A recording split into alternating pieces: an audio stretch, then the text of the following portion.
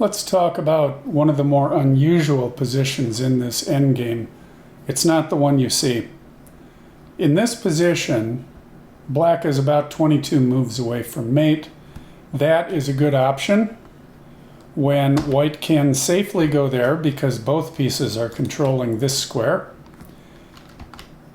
And the rook can then attack the queen undefended because of the stalemate threat.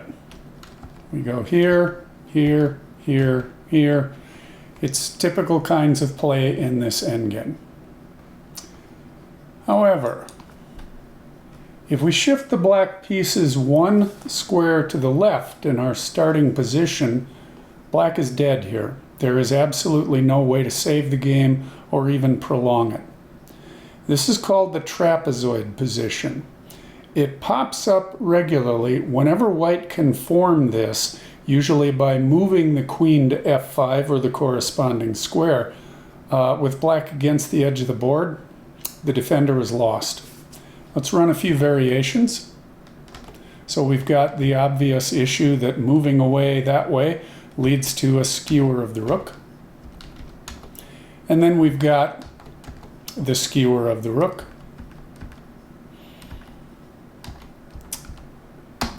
If we try to check there are now two mate threats on the board. There's no way to stop both without an immediate sacrifice of the rook.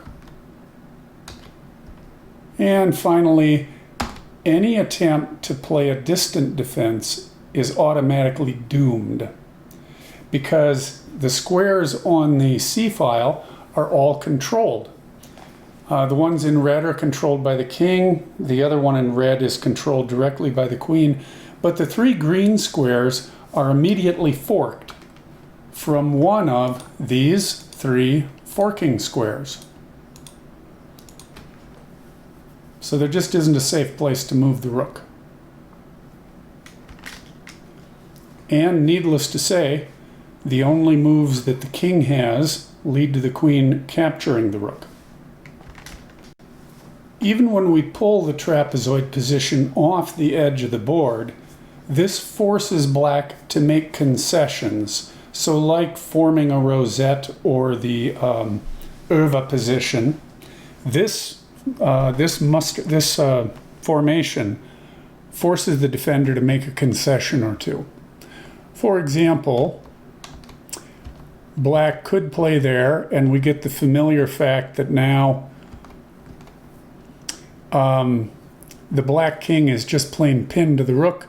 The rook has very little freedom on the c-file or on the 7th rank. If instead we play a king move, because at least now the king can fall back without immediately losing the rook, what we see is that both pieces are again controlling a square here, so there's no need to fear an endless series of checks. That's pretty typical. There won't be a check from c7. And we go over here because that threatens an immediate mate on g8.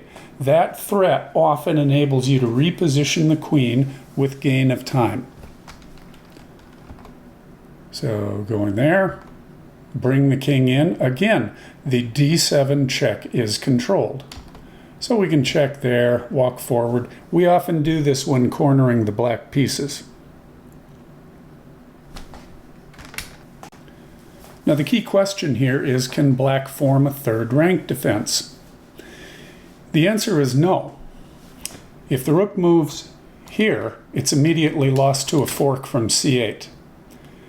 And by extension, if it moves here to b6, it's lost to checks on c8 and then on c7.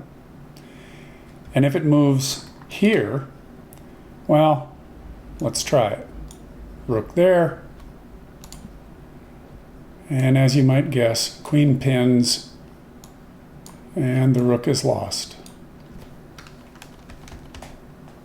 So we can't actually form a third rank defense here.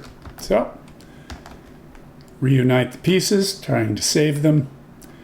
From here, it's natural to check there so that the queen can get down here if black moves to the left or straight back.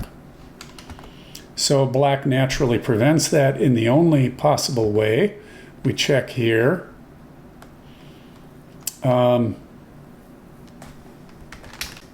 Only safe move is to interpose the rook, and we do our usual form a thorn. There we go. And now if we go to a distant defense, well, if you've looked at the other lessons, it's a piece of cake for white to form the javelin position here. It's very easy to overlook the javelin as the quick way to win a distant defense. So right here, you may be asking yourself, what's the threat here?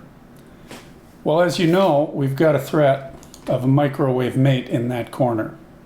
But in addition, the real threat is that by hiding the king here, we've prevented black from giving a check, which means that the rook has almost no safe square to go to.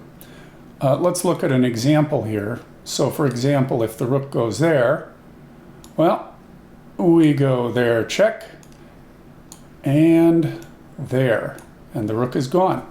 There's just about no safe place for the rook to go to, and in fact it can't reunite with its king.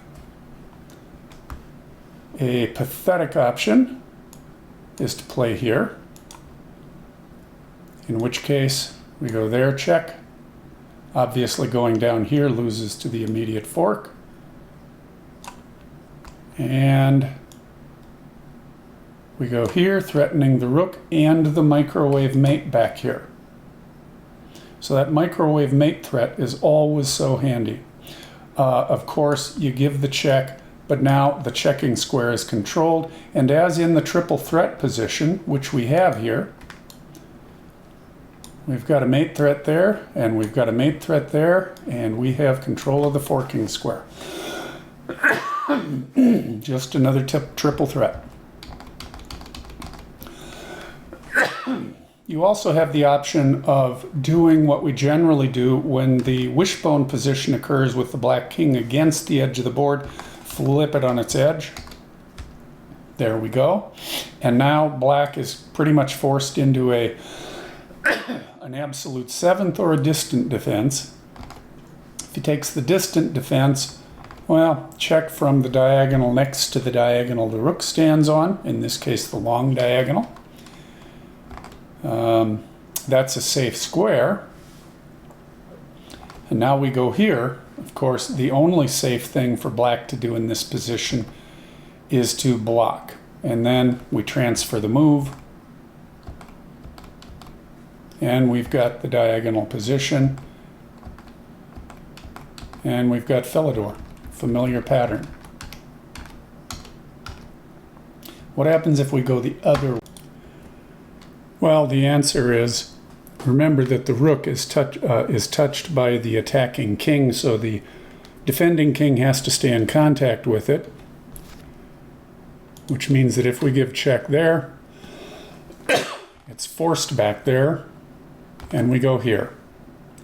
Double attack on the rook, threat of microwave mate in the corner, and any attempt to move the rook leads to a fatal cage.